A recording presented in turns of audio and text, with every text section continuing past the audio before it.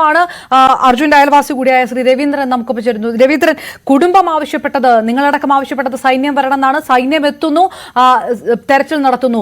ഇപ്പോൾ വരുന്ന വാർത്ത ഇനി അവിടെ കരയിൽ പരിശോധനയ്ക്കുള്ള സാധ്യതയില്ല, അവിടെ പരിപൂർണമായ പരിശോധന അവസാനിപ്പിക്കുകയാണ്, ഇനി നദിയിലേക്കാണ് എന്നുള്ള ഒരു വിഷയമാണ് വരുന്നത്. അതായത് ഇന്ന് നടന്ന പരിശോധനയടക്കം അത് കൃത്യമായ രീതിയിലാണ് പോകുന്നത് എന്നുള്ളൊരു പ്രതീക്ഷയുണ്ടോ കുടുംബാംഗങ്ങൾക്കും സുഹൃത്തുക്കൾക്കും? ഞാനൊന്ന് ഇറങ്ങട്ടെ.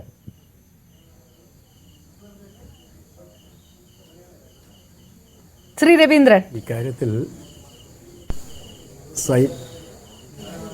കേൾക്കുന്നുണ്ടോ? ഉണ്ട്, താങ്കൾക്ക് പറയാം. ഹലോ.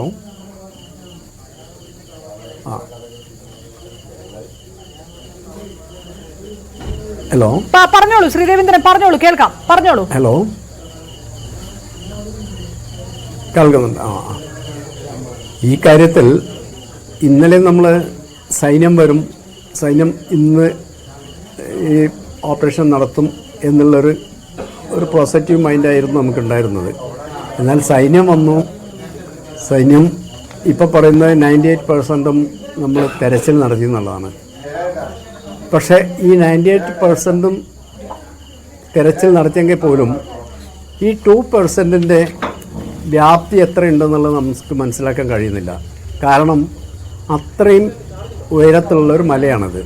അപ്പോൾ ആ 2% എന്ന് പറയുന്നത് ഒരു വലിയ ഉരുൾപൊട്ടലിൻ്റെ സാധ്യതയുള്ള അത്രയും മണ്ണ് തന്നെ ഇനിയും ഏതെങ്കിലും ഭാഗങ്ങളിലേക്ക് ഉണ്ടായിക്കൂടാൻ സാധ്യതയില്ല എന്നുള്ളത് നമ്മൾ മനസ്സിലാക്കുന്നത്. 2% എന്ന് നമുക്ക് പറയുന്ന സമയത്ത് വളരെ കുറവായിരിക്കും. എന്നാൽ നമ്മൾ മനസ്സിലാക്കുന്നത് ഈ 2% എന്ന് പറയുന്നത് 10 ഓഫ് മണ്ണുകളുണ്ടാവും, ലോഡ് കണക്കിന്. അപ്പം ഈ ലോഡ് കണക്കിന് മണ്ണുണ്ടാകുന്ന സമയത്ത് അതിൽ നിന്ന് നമുക്ക് ഈ സാധനം ലോറി എവിടെയാണ് ഉള്ളതെന്നുള്ളത് മനസ്സിലാക്കണമെങ്കിൽ അതിൻ്റെ മേലെ മണ്ണ് കിടക്കുന്നുണ്ടെങ്കിലോ പിന്നെ മറ്റ് എന്തെങ്കിലും വിധത്തിലാണോ എങ്കിൽ എന്നോ അറിയണമെങ്കിൽ നമ്മുടെ റഡാറിൽ കഴിഞ്ഞ ദിവസം പറഞ്ഞത് ഇന്ന ഭാഗത്തുണ്ട് എന്നായിരുന്നു. ഇന്ന് ഉച്ചയ്ക്ക് പറഞ്ഞത് എന്തായിരുന്നു പറഞ്ഞിട്ടുണ്ടെങ്കിൽ നമ്മൾ ഈ മണ്ണ് പിന്നെ മണ്ണിനടിയിൽ ഏകദേശം നമ്മൾ പോയിൻ്റ് ഔട്ട് ചെയ്തിട്ടുണ്ട്, ലോറി അവിടെ ഉണ്ട് എന്നുള്ളതൊക്കെ ആയിരുന്നു. ഇപ്പം പറയുന്നത് ഒരു 90% മണ്ണെടുത്തു കഴിഞ്ഞു, ഇനി അവിടെ വലിയ സ്കോപ്പില്ല എന്നുള്ള രൂപത്തിലാണ് പറയുന്നത്. എങ്കിൽ പോലും നമുക്കത് ഒരു വിശ്വാസയോഗ്യമല്ല. കാരണം കഴിഞ്ഞ ദിവസം പറഞ്ഞു പുഴയിൽ വണ്ടിയില്ല എന്നുള്ള രൂപത്തിലായിരുന്നു കഴിഞ്ഞ ദിവസം പറഞ്ഞിരുന്നത്. ഇപ്പം ഈ മണ്ണിടിഞ്ഞ ഭാഗത്തും ഇല്ല, പുഴയിലും ഇല്ല എന്നുള്ള രൂപത്തിൽ വരാറുള്ള വലിയൊരു എന്താ അതിന് പറയേണ്ടത്?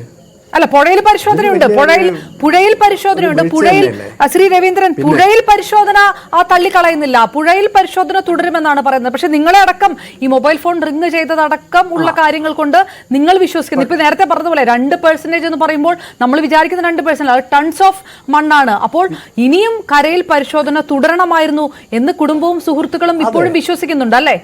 അതങ്ങനെ പരിശോധന നിർത്തരുതായിരുന്നു എന്ന് തന്നെയാണ് നിങ്ങൾ വിശ്വസിക്കുന്നത് ഇപ്പോഴും? ഇനിയും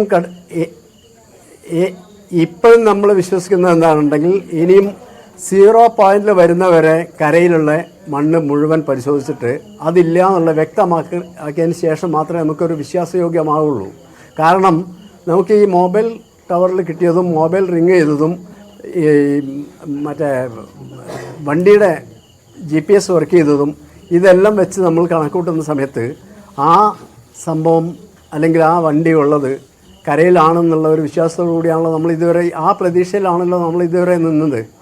ആ പ്രതീക്ഷയിൽ നിൽക്കുന്നിടത്തുനിന്ന് നമുക്ക് മറിച്ച് ചിന്തിക്കണമെങ്കിൽ അവിടെ പൂർണ്ണമായിട്ടും മണ്ണ് മാറ്റി അവർക്ക് തീർന്നു അല്ലെങ്കിൽ ഇനി അവിടെ വണ്ടി ഇല്ല എന്നുള്ള ഒരു തീർച്ചയായുള്ളൊരു വിവരം പറയാനോ അല്ലെങ്കിൽ അത് തീരുമാനിക്കാനോ അത് അനുമാനിക്കാനോ എനിക്കത് മനസ്സിലാവുന്നുണ്ട് ശ്രീ രവീന്ദ്രൻ, തീർച്ചയായിട്ടും എനിക്കത് മനസ്സിലാവുന്നു. അത് വല്ലാതെ ആശങ്കപ്പെടുത്തുന്ന കാര്യം. ഡിവൈഎസ്പി പ്രേംസദ്